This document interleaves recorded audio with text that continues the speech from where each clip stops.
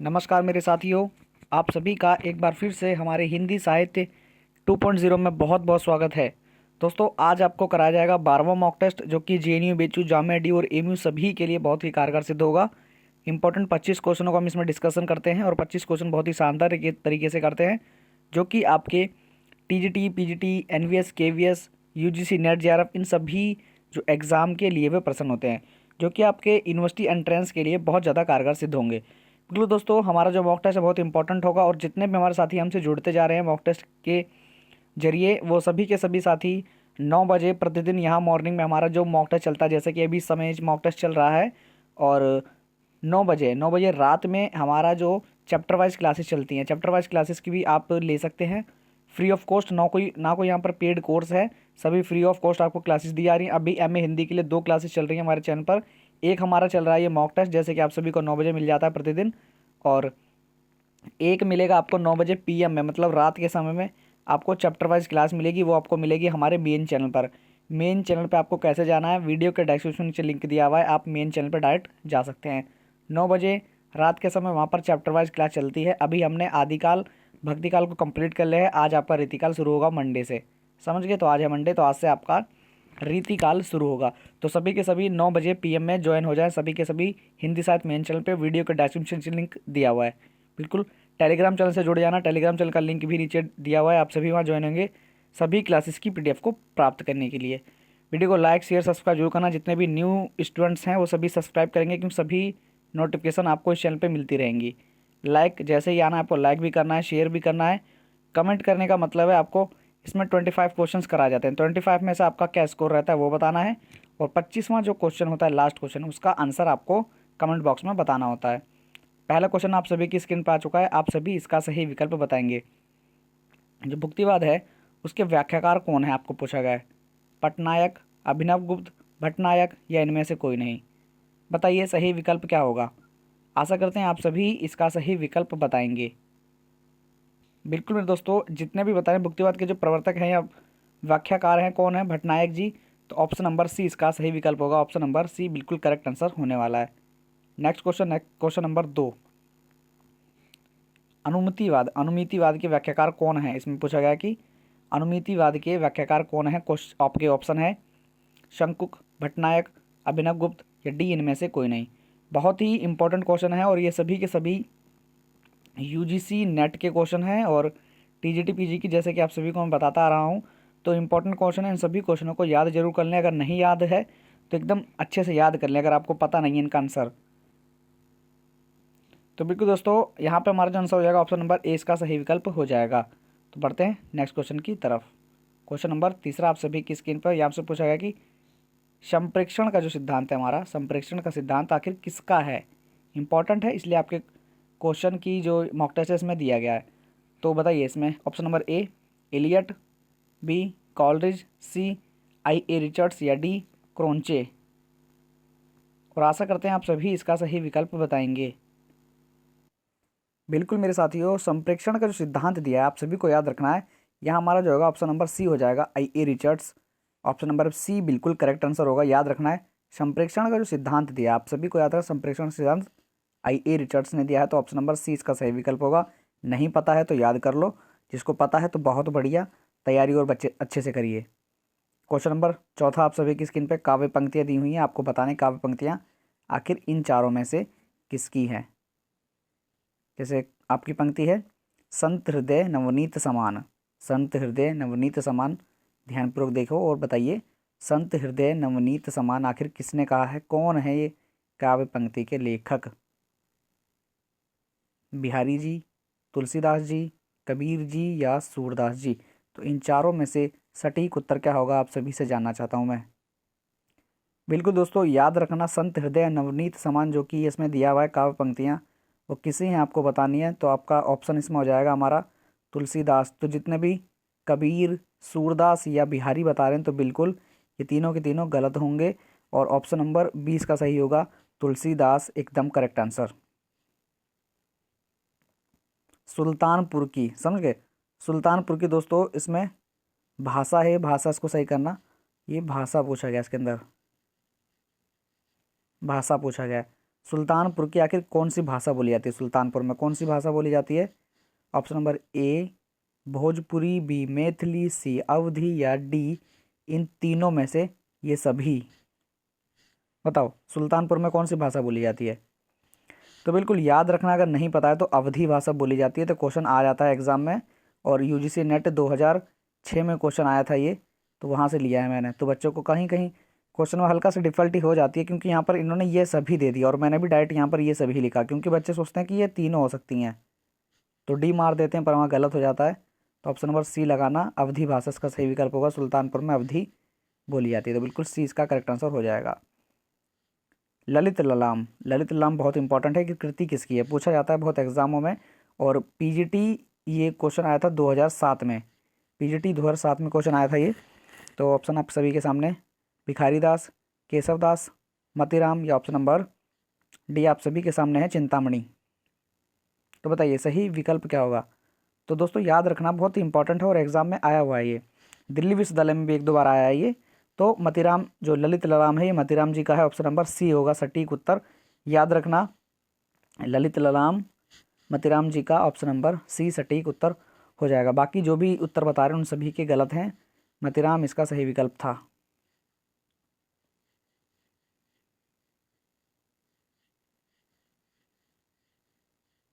Question number 7वां आप सभी की स्क्रीन पे आ चुका है। यहाँ पूछ रहा है आपको कि जायसी जो है, जायसी जी प्रसिद्धि का मूल धार क्या था? मूल धार आखिर प्रसिद्ध हुए तो किस कारण से हुए, कौन सी कारण से हुए? ऑप्शन नंबर ए पद्मावत से, बी अखरावट से, सी चित्रलेखा से या डी आखिरी कलाम से। बताओ सटीक उत्तर क्या होगा, आप सभी से मैं जानना चाहता हूँ। बिल्कुल देखो याद रखना, जायसी जो है इसे प्रसिद्ध हुए थे, उनका मूल धार था हमारा पद्मावत, ऑप्शन नंबर ए हो जाएगा। याद रखना पद्मावत बिल्कुल करेक्ट आंसर होने वाला है। बिल्कुल साथियों बढ़ते हैं नेक्स्ट क्वेश्चन की तरफ। 8वां क्वेश्चन है, यहाँ पूछा है कि निम्नलिखित में से किसने कृष्ण संबंधित वर्ण नहीं दिए हैं? कृष्ण संबंधित जो वर्ण हैं वो नहीं दिए हैं, पूछा गया है इसमें। सिंपली क्वेश्चन है, यूजीसी नेट जेआरएफ का क्वेश्चन है, इसलिए मैंने आपके टेस्ट सीरीज में ये दिया question. Option number A Kabir ji, B Mirabai ji, दो और ऑप्शन मिलेंगे आपको, कुंभन दास जी या सूरदास जी। तो बताओ दोस्तों इसका सही विकल्प होगा कृष्ण की निम्नलिखित में कौन से कृष्ण संबंधित वर्ण नहीं दिए? याद रखना यह हमारा जो सही विकल्प होगा आप सभी के सामने दिया हुआ है। बिल्कुल दोस्तों कबीर जी, ऑप्शन नंबर ए इसका सही विकल्प होगा।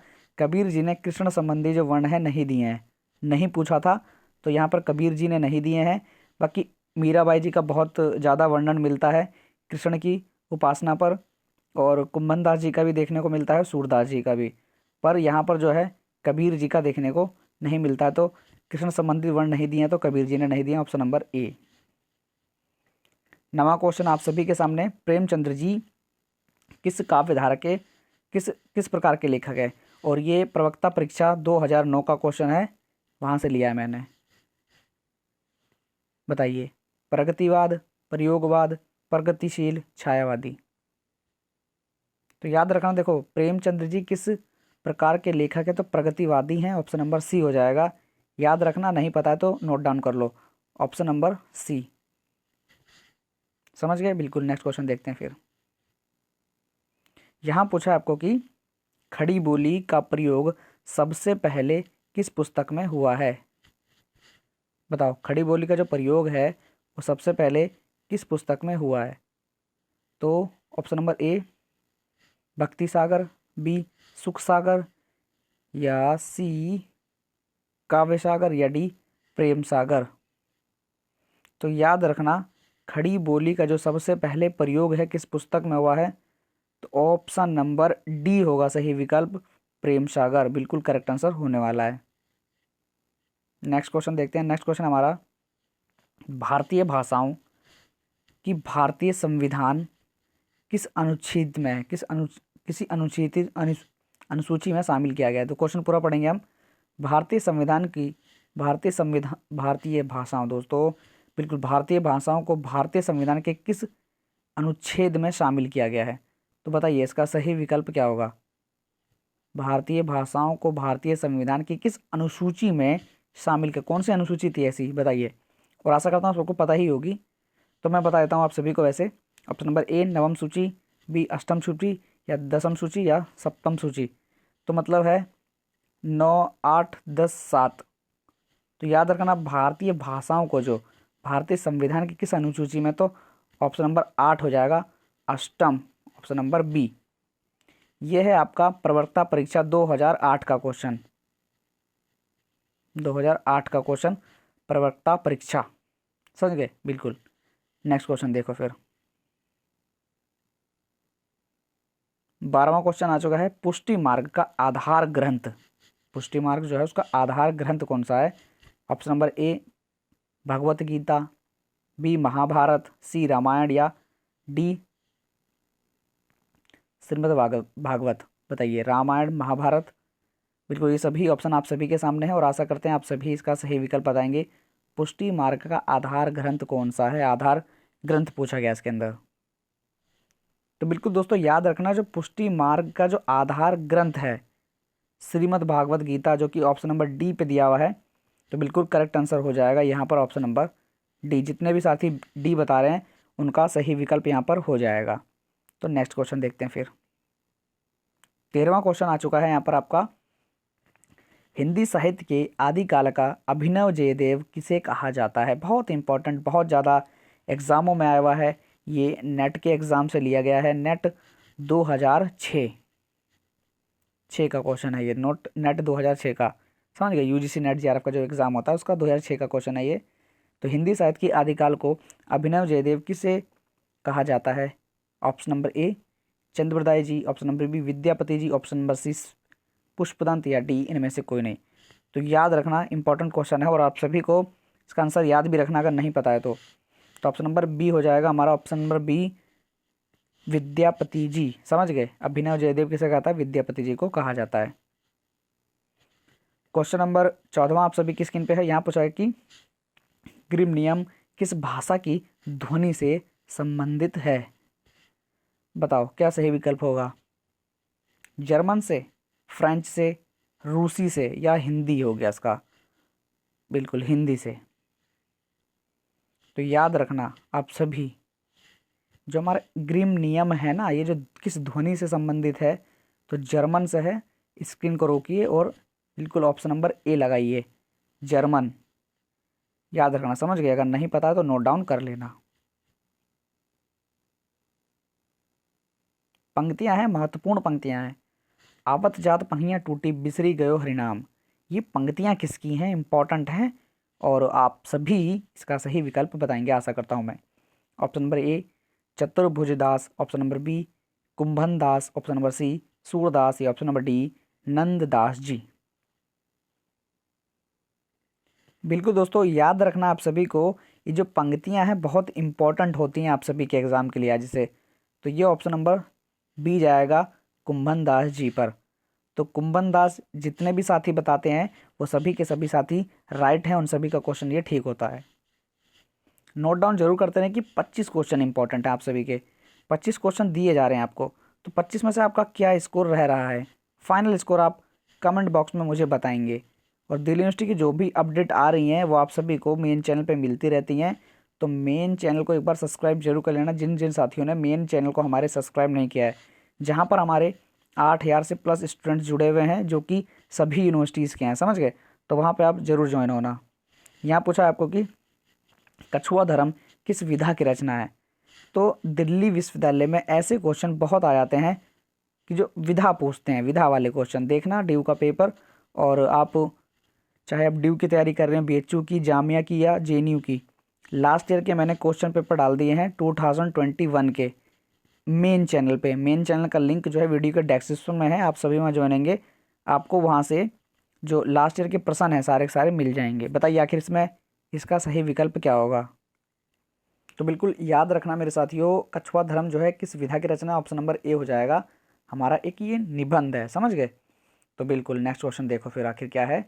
तो नेक्स्ट क्वेश्चन आप सभी के सामने 17वां क्वेश्चन दोस्तों, हाँ 16वां 17वां बिल्कुल सही है, सही सिविल है। और यहाँ पूछा है कि ए लड़की किसकी रचना है? इंपॉर्टेंट है, यूजीसी नेट जेआरएफ 2006 का प्रश्न है, समझ गए बिल्कुल। तो Mannu Bhandari option number A, B Mamta Kalia option number C Krishnadas या option number D Sobti. Krishna Sobti था दोस्तों, ये कृष्णा सोबती इतना है और ये अलग है, डी। तो बताइए इसका सही विकल्प क्या होगा। बिल्कुल दोस्तों, आप सभी को अगर पता होगा तो बिल्कुल बहुत बढ़िया। और ये जो है हमारा ऑप्शन ये पूरा होगा कृष्णा सोबती जी। जो तो सी या डी, डी में तो दोस्तों हमारा ये आ जाएगा, इनमें से कोई नहीं। तो सी वाले जितने भी बता रहे हैं ऑप्शन नंबर सी इसका सही विकल्प हो जाएगा, समझ गए। तो ये लड़की कृष्णा सोबती जी बिल्कुल करेक्ट आंसर होने वाला है, कृष्णा सोबती जी।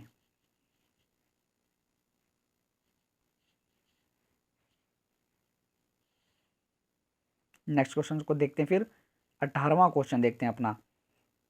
18वां क्वेश्चन है शकुंतला की अंगूठी के नाटककार कौन है। बहुत इंपॉर्टेंट, बहुत ज़्यादा एग्जामों में आया हुआ है क्वेश्चन। ऑप्शन देखते हैं हम, चार ऑप्शनों को एक बार हम रीड करेंगे और सही आंसर का पता लगाएंगे। Option number A Sundardas Surendra Verma, ये option number B Ramesh Bakshi, option number C Prabhakar Kshatriya, या ऑप्शन नंबर डी शंकर शेष। तो याद रखना, शकुंतला की जो अंगूठी है, अंगूठी किसने दिलाई, ऐसे ट्रिक बनाओ। तो वर्मा जी ने, जो कि वर्मा एक ज्वेलरी का काम भी करते हैं। तो सुरेंद्र वर्मा ऑप्शन नंबर ए।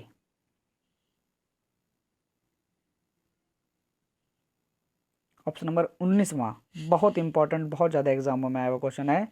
यहाँ पूछा गया आपको कि जो पंक्तियाँ दी हुई हैं आपको, पूछा गया पंक्तियाँ किस नाटक की हैं। आह वेदना मिली विदाई किस नाटक की गीत की पंक्तियाँ हैं, इस नाटक की गीत की पंक्तियाँ हैं।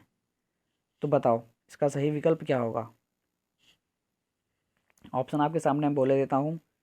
अजातशत्रु, चंद्रगुप्त, स्कंदगुप्त, ध्रुव स्वामिनी। तो याद रखना, आह वेदना मिली विदाई किस नाटक की गीत की पंक्तियां। तो चंद्रगुप्त की, स्कंदगुप्त की दोस्तों, स्कंदगुप्त की।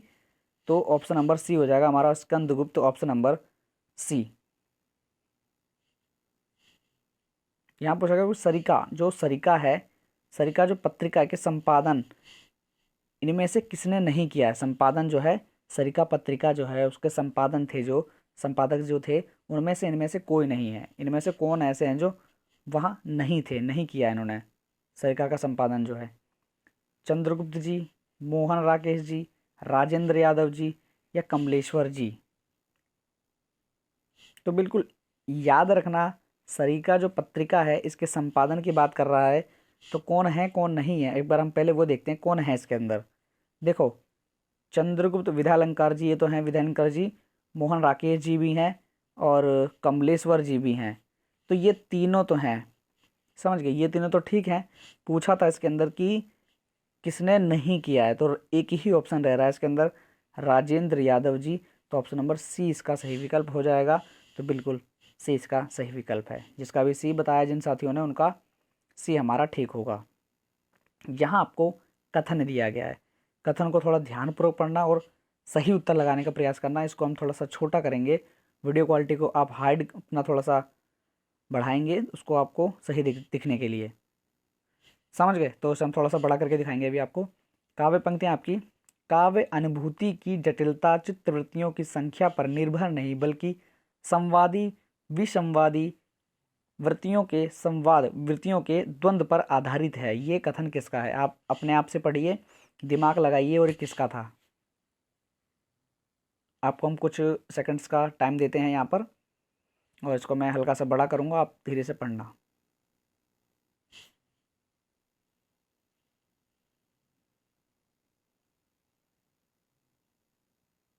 तो देखते फिर ऑप्शन हमारे हैं, रामचंद्र शुक्ल, नामवर सिंह, नंद दुलारे वाजपेयी, या हजारी प्रसाद द्विवेदी जी। तो याद रखना, ये कथन पूछा था इसके अंदर, तो कथन हो जाएगा नामवर सिंह जी का। तो ऑप्शन नंबर बी में दिया हुआ है Namvar Singh ji, option number B इसका सही विकल्प होने वाला है। 22वां क्वेश्चन आप सभी के सामने, स्थापना तर्क आप सभी के बहुत ही बढ़िया क्वेश्चन, और बहुत ही जितने भी जेएनयू वाले हैं उन सभी के लिए बहुत ही इंपॉर्टेंट क्वेश्चन। हल्का सा हम इसे जूम करेंगे और इसको हटाते हैं, यहाँ से देखते हैं। आप स्थापना देखिए, समझ गए। तो देखिए आप सभी बताइए इसका सही विकल्प क्या होगा।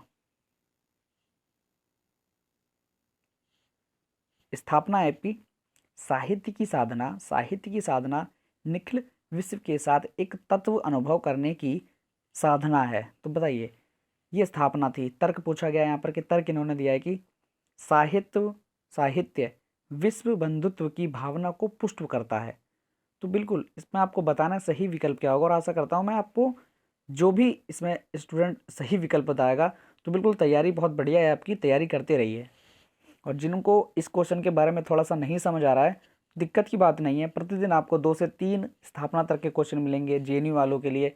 एक जिसे कहते हैं एक पावर डोज हो जाएगा, इस डोज को लेते रहोगे डेली के डेली, तो जब आप एग्जाम दोगे तो आपको लगेगा ही नहीं कि हम स्थापना तर्क के क्वेश्चन पेपर में कर रहे हैं, इससे लगेगा हम मॉक टेस्ट कर रहे हैं 9 PM वाला, 9 AM वाला, सुबह का समय का, समझ गए। तो इस बार देखो उसमें क्या बोला गया है। साहित्य की साधना जो है निखिल विश्व के साथ एक तत्व अनुभव करने की साधना है। और बी में बोला गया आर में, साहित्य विश्व बंधुत्व की भावना को पुष्ट करता है। बिल्कुल, अब मैं आपको बताता हूँ, देखो ये तो इन्होंने ठीक बोला है, आर ठीक है, जिसका भी आर होगा वो ठीक है। ये पढ़ते हैं साहित्य की साधना निखिल विश्व के साथ एक तत्व अनुभव करने की एक साधना है, तो बिल्कुल ये भी इसका सही विकल्प है। तो ए और आर दोनों ठीक है, जिसका ए ठीक है और आर भी ठीक है, तो दोनों ठीक हो जाएंगे। जिसने भी ए और आर दोनों ठीक बताया, तो देखना कहाँ पर है, ए और आर दोनों सही है, तो ऑप्शन नंबर सी इसका सही विकल्प हो जाएगा। जब आपको PDF मिलती है तो वहाँ पे आपको ये मिल ही जाते हैं, वहाँ से भी आप देख सकते हैं। तो नेक्स्ट क्वेश्चन भी हमने स्थापना तर्क का ही धरा है, यहाँ पर पढ़िए और सही विकल्प बताने का प्रयास करिए। 23वां है हमारा स्थापना, देखते हैं कि भाषा संस्कृति के संवाहक हैं, भाषा संस्कृति की संवाहक होती है। तो बिल्कुल अब आपको बताना इसमें सही विकल्प क्या होगा। तर्क क्या है, भाषा के बिना संस्कृति की कल्पना संभव नहीं है। बहुत इंपॉर्टेंट, बहुत ही इम्पॉर्टेंट जो भी JNU वाले हैं उन सभी के लिए। दिल्ली विश्वविद्यालय में अभी तक तो ऐसे क्वेश्चंस आए नहीं हैं और ना ही आएंगे, समझ गए। JNU थोड़ा सा अप लेवल का एग्ज़ाम होता है और काफ़ी स्टूडेंट्स आते हैं, इसलिए यहाँ पर थोड़े से क्वेश्चन को भी थोड़ा हार्ड रखा जाता है ना, इसलिए दिल्ली विश्वविद्यालय में ऐसे क्वेश्चन नहीं आते हैं। तो दिल्ली विश्वविद्यालय जिसका ड्रीम है हमें दिल्ली विश्वविद्यालय लेना है, तो वे स्टूडेंट इन क्वेश्चनों से ना डरें, समझ गए, इन क्वेश्चन से ना डरें, क्योंकि ये वहाँ आएंगे ही नहीं। ये JNU वालों के लिए हैं, JNU के लिए। JNU में ऐसे क्वेश्चन आते हैं जो कि 19 में हमारा जो कि ये शुरू हुआ है ऑब्जेक्टिव, और 20 से लेके 21 में आने शुरू हुए हैं। ये 20 में भी ऐसे क्वेश्चन आए थे, 21 में भी ऐसे क्वेश्चन आए थे, और 22 में जो अब होगा आपका एग्ज़ाम वहाँ पे भी आएंगे। तो देखो मैं आपको बता दूँ, इतनी देर हो गई है। तो भारतीय संस्कृति संवाहक होती है, बिल्कुल ठीक है, और संस्कृत के बिना संभव भी नहीं है, ये भी ठीक है। बिल्कुल ए और आर दोनों ठीक है, जिसका ये भी ठीक है और ये भी ठीक है, तो दोनों के ठीक होंगे। सी ऑप्शन इसमें भी हमें मिलेगा, ए और आर दोनों ठीक हैं। तो ऐसे क्वेश्चन लगाने होंगे JNU वाले, आप सभी जान लो। दिल्ली विश्वविद्यालय को डरने की कोई भी ज़रूरत नहीं है, समझ गए, वहाँ तो ऐसे क्वेश्चन आते नहीं हैं। वैसे अगर क्वेश्चन आएंगे तो आप सभी पहले से इसको सीखे रहे होंगे, तो आपको करने में कोई दिक्कत ही नहीं होगी।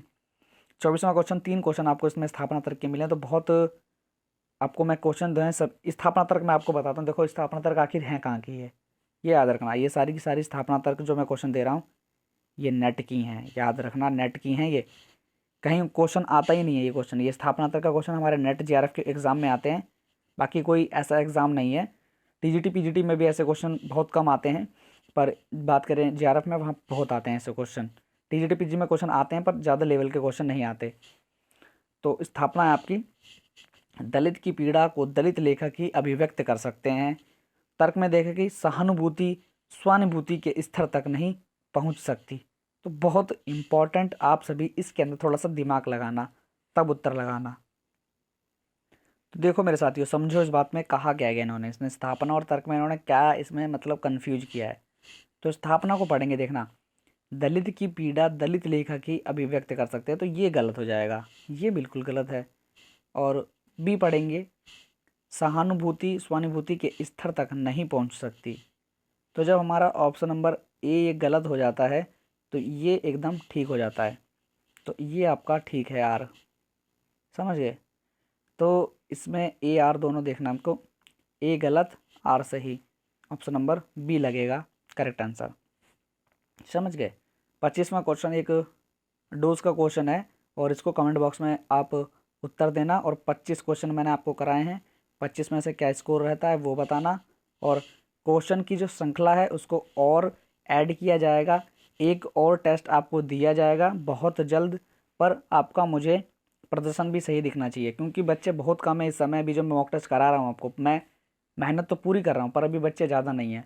100 बच्चे जो है, 100 से 120-130 बच्चे ही प्रतिदिन मॉक टेस्ट देख पाते हैं, इससे ज़्यादा नहीं होते। तो आप सभी की संख्या बढ़ेगी तभी मैं इसके अंदर जो है एक टेस्ट सीरीज़ और लाऊंगा, क्योंकि बहुत टाइप करना पड़ता है, क्वेश्चन ढूंढने पड़ते हैं, मेहनत डबल हो जाती है। क्योंकि मैं भी पढ़ता हूँ, मैं कुछ मतलब काम तो करता नहीं हूँ, मैं भी खुद पढ़ता हूँ और आपको फिर बाद में पढ़ाता हूँ। जो मैं खुद पढ़ता हूँ वो आपको मैं पढ़ाता हूँ, क्योंकि मैं फिर खुद मैं मतलब मास्टर किया हूँ, तो सब चीज़ आपको पता ही है। तो मैं आपको खुद मतलब वही क्वेश्चन कराता हूँ, तो टाइम लगता है। जब बच्चे और हो जाएंगे, मतलब कम से कम नहीं तो 300-400 बच्चे अगर हो जाते हैं, तो टेस्ट सीरीज़ को और ऐड किया जाएगा। बाकी जो नॉर्मली आपकी ये 2 क्लासेस लग रही हैं, आपको प्रतिदिन मिलती ही रहेंगी, समझ गए। मॉक टेस्ट भी और चैप्टर वाइज भी, चैप्टर वाइज को आपको पूरा कराएंगे और सभी आपको बताएंगे, समझ गए। बताइए, दिल्ली का दलाल जो उपन्यास है, उसके उपन्यासकार कौन है? कमेंट बॉक्स में आप बताएंगे। 25 में से क्या स्कोर का, ये भी बताएंगे आप। ऑप्शन आपको एक बार मैं बता देता हूँ। Option number A Bhagwati Charan Verma, option number B Bhagwati Prasad Vajpayee, option number C Pandey Bechan Sharma Guraiya, option number D Mohan Rakesh ji.